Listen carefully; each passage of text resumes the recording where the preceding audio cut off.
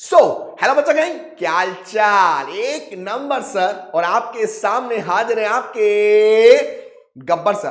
तो गब्बर सर आए हैं, यानी कि आपके ऋषभ त्यागी सर आए हैं आज आपको अकाउंट्स के लिए एक बेहतरीन सी स्ट्रेटजी देने, जिससे आप हो सकता है नहीं होगा कि 100 मार्क्स लाने का जो आप सपना देख रहे हैं। और जैसे हमारी क्लास के बच्चे जानते हैं कि हर क्लास में हमारा एक नारा होता है कि अब की बार 100 नंबर पार, उस 100 नंबर तक आप कैसे पहुंच सकते हो, आज हम उसके बारे में डिस्कस करने वाले हैं। और इस वीडियो के बाद ये जो स्माइल इतनी छोटी सी है, ये इतनी बड़ी स्माइल हो जाएगी। तो आज मैं आपको बताने वाला हूं कि अकाउंट्स को पढ़ते वक्त किन किन चीजों को आपको नहीं करना है और क्या क्या चीजें अब आपको अपनानी है। क्योंकि भाई साहब दिसंबर आ चुका है, अब हमें सीधे फ्लाई करना है। अब ना तो बाइक से जाना है ना ही ऑटो से जाना है, अब हमें फ्लाइट से जाना है। और जब हम फ्लाइट से जाएंगे ना, तो आपने अगर नीचे पैर रखा तो सीधे नीचे ही आना है।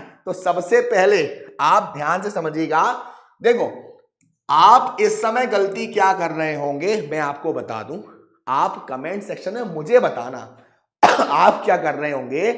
जो बच्चे अब पढ़ना स्टार्ट किए हैं वो सिर्फ इंपॉर्टेंट टॉपिक्स को पकड़ के चल रहे हैं कि सर ये इंपॉर्टेंट टॉपिक्स है, मैं ये कर लेता हूं।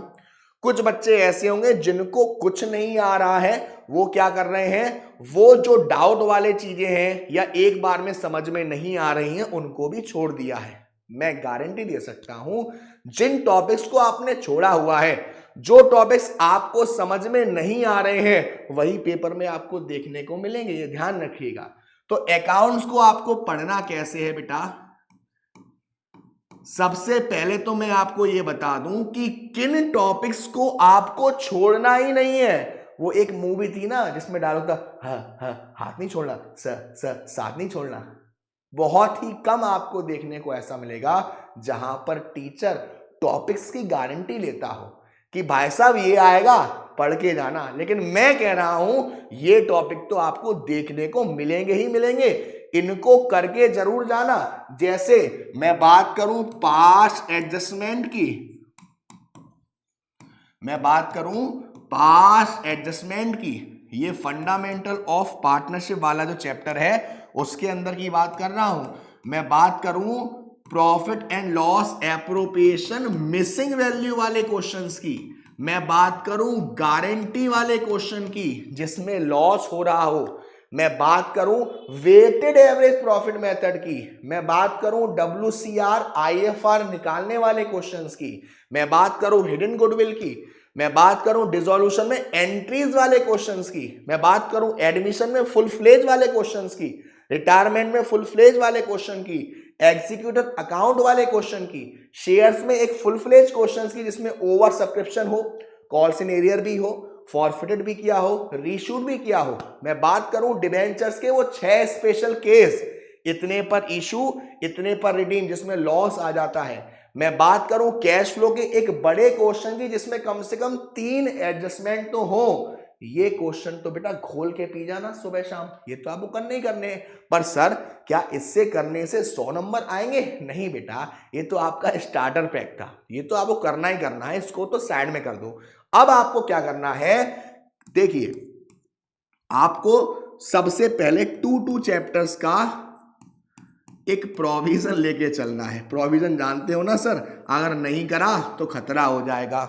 आपको कोई से भी 2 चैप्टर उठाने हैं जो कंबाइन हो। सर कंबाइन का मतलब, देखो पार्टनरशिप का fundamental, change in PSR, admission, retirement, death, dissolution, ये सब आपस में लिंक कर रहे हैं। लेकिन अगर आप क्या करो, इनमें से कोई भी पहले 2 चैप्टर उठाओ।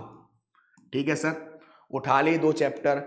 अब इसमें जितने भी फंडे हैं, जैसे मैं बात करूं फंडामेंटल की, तो profit and loss appropriation, provision of interest on capital, drawings वाले केसेस, पास्ट एडजस्टमेंट, जितने भी, कोई छोड़ना नहीं है, सब टॉपिक को आपने लिख लिया। ठीक, इतना करने के बाद आपको लास्ट 10 इयर्स के जो सैंपल पेपर्स हैं, जो बोर्ड में आए हुए पेपर्स हैं, ये देखना है कि इसी चैप्टर में से, इन टॉपिक्स में से किस टॉपिक पर क्वेश्चन पूछ रहा है, और आपको लिखता जाना है विद नंबर। इससे आपको एक आइडिया लग जाएगा कि पूरे चैप्टर में से कौन सा टॉपिक मोस्ट इंपॉर्टेंट है और कौन सा बहुत रेयर पूछा जाता है। सबसे पहले आप उन टॉपिक्स को भी 4 पार्ट में करोगे। जो सबसे ज्यादा बार आ रहा है उसे पहले, जो उससे कम और सब कर लिया तो मस्त हम खाएंगे बबल गम।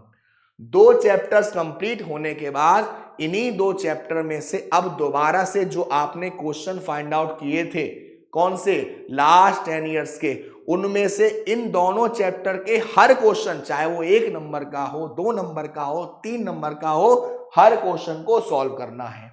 देन आगे आपके 2 chapters and so on. Accounts में आप लोग एक गलती बिल्कुल मत करिएगा। अगर आपने 2 + 2 4 लिखा है, ये भी आपने कहीं से कैलकुलेट किया है, तो उसका वर्किंग नोट आपको शो करना पड़ेगा। कैलकुलेशन को आपको इतना नीट एंड क्लीन रखना है कि आपको बस समझना है कि एग्जामिनर तो बच्चा है, हमें इसको सारी चीज बतानी पड़ेगी। क्योंकि देखो क्या होता है, जब एग्जामिनर कॉपी चेक करने बैठते हैं ना, तो वो आपके शुरुआत के 1-2 पेज से ही डिसाइड कर लेते हैं कि हाँ ये बच्चा कितना होशियार है। अगर आपने शुरुआत के 1-2 पेजेस ही बेकार कर दिए, उसमें आपने राइटिंग ज्यादा अच्छी नहीं लिखी, देखो राइटिंग मैटर नहीं करती, आप बहुत सारे टॉपर्स की राइटिंग भी देख लोगे, इतनी खास नहीं मिलेगी। मेरा मतलब है कि आपने अगर 6,000 रुपए, 6,000 छोड़ो, 8,000 रुपए कहीं पर लिखे हुए हैं, वो ऐसे लिखे होने चाहिए कि सामने वाले को समझ आए। ऐसे टॉपिक्स जो आपको लग रहा है पिछले 10-12 सालों में पूछे ही नहीं गए हैं, वो फालतू के हैं, वो किसी काम के नहीं है, वो आपसे नहीं पूछे जाएंगे, बहुत ही रेयर पूछा जाएगा। फॉर एग्जाम्पल मैं बात करूं डिसोल्यूशन में रिलायेशन अकाउंट की, बहुत रेयर पूछा जाता है, तो उसको आप छोड़ सकते हो। मैं बात करूं शेयर्स में छोटे छोटे क्वेश्चंस की, क्योंकि बड़ा क्वेश्चन बन गया तो छोटे क्वेश्चन की दिक्कत नहीं पड़ेगी।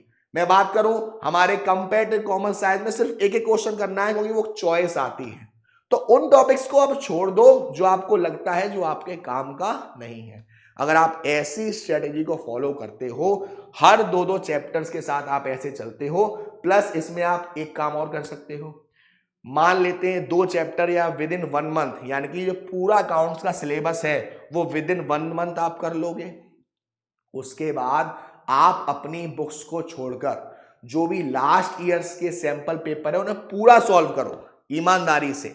सॉल्व करने के बाद देखो कितने मार्क्स आप पा रहे हो, कौन कौन से क्वेश्चंस में आपको दिक्कत आ रही है और कौन कौन से टॉपिक ऐसे थे जिनके क्वेश्चन आपसे हिले भी नहीं, उनको प्रिपेयर करो। धीरे धीरे धीरे आप ऐसे बिल्डअप हो जाओगे कि अगर आपने कोई क्वेश्चन पढ़ लिया, क्वेश्चन पढ़ के ही बता दोगे कि भाई साहब ऐसा होगा। तो आपको इस स्ट्रेटजी को फॉलो करना है। जितने भी बच्चे इस वीडियो को देख रहे हैं, मेरी दिल से दुआ है कि ये वीडियो के टाइटल की तरह ये जो 100 नंबर का आंकड़ा है आप छू के जाओगे। सबसे पहले जितने भी क्वेश्चन बताए, जितने भी टॉपिक्स बताए, पहले उन्हें साइड में कर लो। देन उसके बाद एक चीज मैं बताना भूल गया, जो मैं हर क्लास में बताता हूं, हर वीडियो में बताता हूं, कि जो टॉपिक्स हैं उन्हें अपने मुंह की आवाज में रिकॉर्ड कर लो। मैं नहीं गाऊंगा, क्योंकि मैं गाता हूं तो सारे बेचारे जानवर इकट्ठे हो जाते हैं, इतनी भयंकर आवाज है मेरी। लेकिन आप लोग अपनी आवाज में उसको रिकॉर्ड कर लो, और जब भी कभी बाहर जाओ तो उसको सुनो जरा, ताकि जो आपका टाइम जा रहा है कहीं पर जाने में, कहीं से आने में, कोई ऐसा टाइम जहां पर आप पढ़ नहीं सकते लेकिन मोबाइल आपके पास है, और मोबाइल एक ऐसी चीज है जिसे आप हर 5 मिनट बाद चेक करते हो भाई साहब जिंदा है, मर तो नहीं गया, तो उसमें आप ऑडियो में सुनो जो आपने बोला है। बहुत अच्छे से आपकी स्टडी होती है, क्योंकि ये आपकी गारंटी है कि आपकी आवाज कितनी भी बुरी हो, आप उसे सुनोगे, भले ही सामने वाला सुने या ना सुने। तो आपको अगर ये वीडियो पसंद आई हो तो फटाफट से कमेंट सेक्शन में बताना, और उम्मीद है कि इस स्ट्रेटजी को फॉलो करके आपके अब की बार 100 नंबर पार। Thank you so much. Gabbar sir, Gabbar आदमी।